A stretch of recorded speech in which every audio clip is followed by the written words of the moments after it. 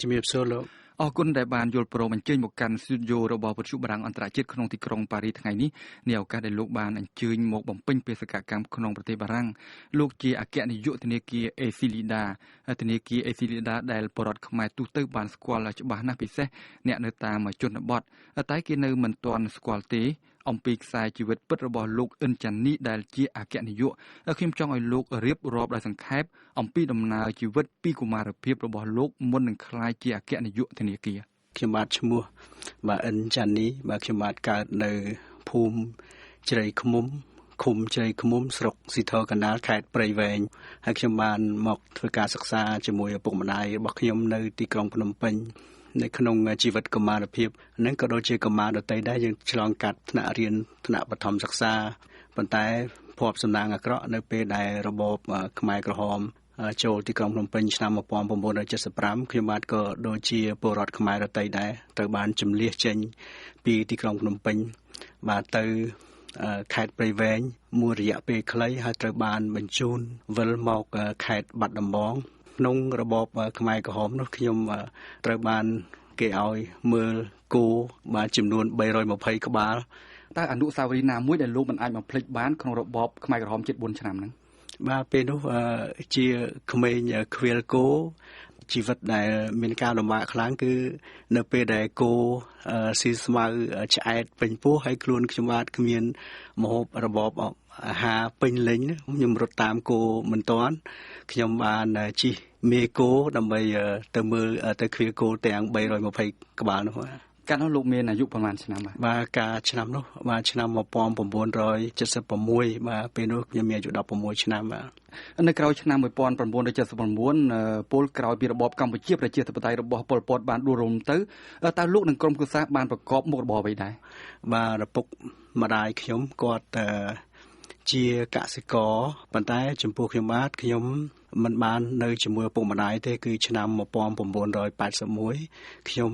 ចេញទៅរស់នៅជំរុំនៅក្នុងទឹកដីថៃពីឆ្នាំ1982ដល់89ហើយខ្ញុំបានទទួលអាហារូបករណ៍ទៅសិក្សារយៈពេល1ឆ្នាំនៅមហាវិទ្យាល័យ Gwynedd Mercy College រដ្ឋ Pennsylvania ហើយខ្ញុំវិលមកជំរុំវិញនៅក្នុងឆ្នាំ1990ពេលណាដែលលោកបានវិលត្រឡប់មកភ្នំពេញវិញខ្ញុំវិលមកភ្នំពេញនៅក្នុងខែ7ឆ្នាំ1992ពេលដែលខ្ញុំមកវិញនោះឯងដែលខ្ញុំចាប់ផ្ដើមការងារជាមួយអង្គការពលកម្មអន្តរជាតិគេហៅ ILO ហើយនិងអង្គការ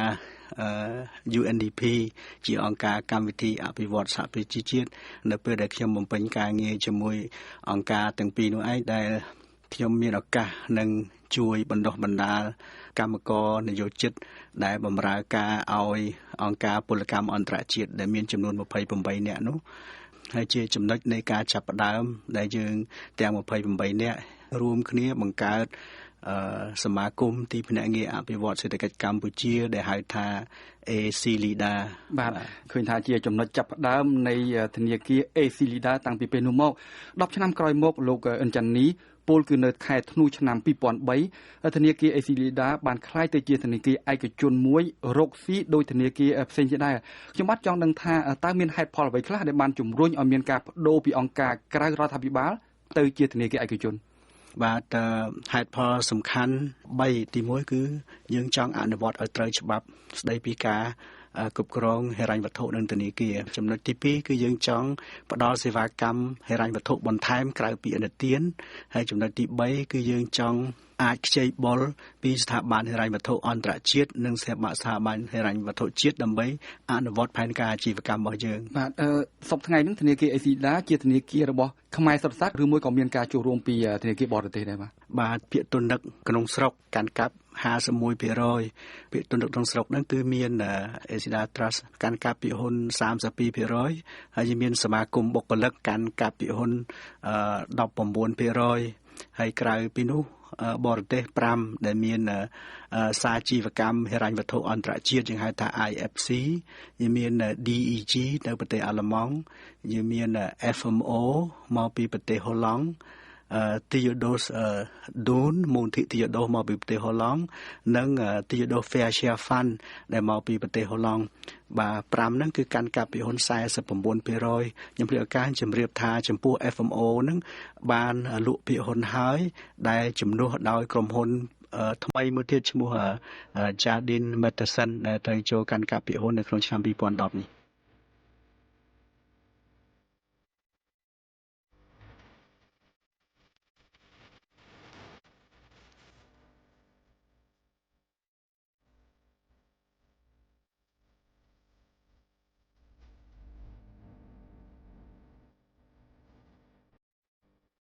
តើអ្វីទៅជាសក្តានុពលរបស់ធនាគារ ACDA នៅកម្ពុជានាពេលនេះយើងមានកត្តាធំ3កត្តាធំទី1ហ្នឹងគឺយើងធ្វើប្រតិបត្តិការដោយមានការគ្រប់គ្រងពីអាជ្ញាធរដែនដីគ្រប់លំដាប់ថ្នាក់ចំណុចទី2គឺយើងមានការគ្រប់គ្រងពីអតិថិជនគ្រប់មជ្ឈដ្ឋានគឺយើងបម្រើអតិថិជនមិនរើសមុខតាំងពីអតិថិជនដែលត្រូវការអនុទានតូចរហូតដល់អនុទានធំហើយចំណុចទី3គឺយើងមានបុគ្គលិកខ្មែរដែលមានការតាំងចិត្តខ្ពស់ដែលមានភាពស្មោះត្រង់ដែលមានសមត្ថភាពនិងវិជ្ជាជីវៈក្នុងការបំពេញការងារនេះចំណុចសំខាន់3បច្ចុប្បន្នហ្នឹងធនាគារ ACDA បានពង្រីកសាខារបស់ខ្លួននៅគ្រប់ស្រុកខេត្តក្រុងទូទាំងប្រទេសនិងរហូតទៅដល់ប្រទេសឡាវទៀតលោកអិនចានីតើគេអាចនិយាយបានទេថាគុំតែមានកំណើតចេញមកពីអង្គការក្រៅរដ្ឋាភិបាលធនាគារ ACDA ក៏មិនទទួលបានជោគជ័យថ្ងៃនេះដែរបាទវាចំណែកទាំងអស់នឹងសំខាន់ទាំងអស់ដូចគ្នាពីដំណាក់កាលអង្គការក្រៅរដ្ឋាភិបាលដែលយើងកសាងមូលធនកសាងធនធានទាំងអស់ទាំងធនធានមនុស្សទាំងធនធានហិរញ្ញវត្ថុបច្ចេកទេសនិងបទពិសោធន៍ក្នុងការបំពេញការងារបច្ចុប្បន្នហ្នឹងតើធនាគារ ACDA ហ្នឹងបានបង្កើតការងារប្រមាណណាជូនពលរដ្ឋខ្មែរបាទសប្តាហ៍ថ្ងៃនេះតួលេខនៅដំណាច់ខែ1បាទឆ្នាំ2010នេះយើងមានបុគ្គលិកដែលបម្រើការនៅក្នុងប្រទេសកម្ពុជាយើងនេះមាន7014នាក់បាទនៅប្រទេសលាវយើងមានទាំងអស់310នាក់ជាងប៉ុន្តែ12នាក់ជាជំនាញការកម្ពុជាដែលយើងបញ្ជូនទៅសម្រាប់ជាគ្រប់គ្រងនិងបណ្ដុះបណ្ដាលសហការីយើងនៅប្រទេសលាវខ្ញុំសូមវិលមកចាប់អារម្មណ៍បុគ្គលិកលក្ខណៈផ្ទាល់ខ្លួនរបស់លោកអិនចានីម្ដងជាក្មេងខ្វៀលគូក្នុងរបបខ្មែរក្រហមភៀសខ្លួនទៅរស់ក្នុងជំរំលើទឹកដីថៃក្រោយឆ្នាំ1979ដែលនៅទីនោះលោកបានរៀនសូត្រផងនិងធ្វើការផងដើម្បីចិញ្ចឹមជីវិតគឺជាមួយនឹងការប្រឹងប្រែងព្យាយាមទាំងអស់នេះហើយដែលលោកបានទទួលជោគជ័យក្នុងជីវិតជាអគ្គនាយកធនាគារមួយដ៏ល្បីតើអ្វីទៅជាបទពិសោធន៍ក្នុងជីវិតដែលលោកចង់ចែករំលែកឲ្យអ្នកដែលចង់ទទួលបានជោគជ័យដោយលោកបាទបទពិសោធន៍សំខាន់នោះគឺយើងឈរលើភាពស្មោះត្រង់សុចរិតទៀងត្រង់ហើយមិនវាយតម្លៃមនុស្ស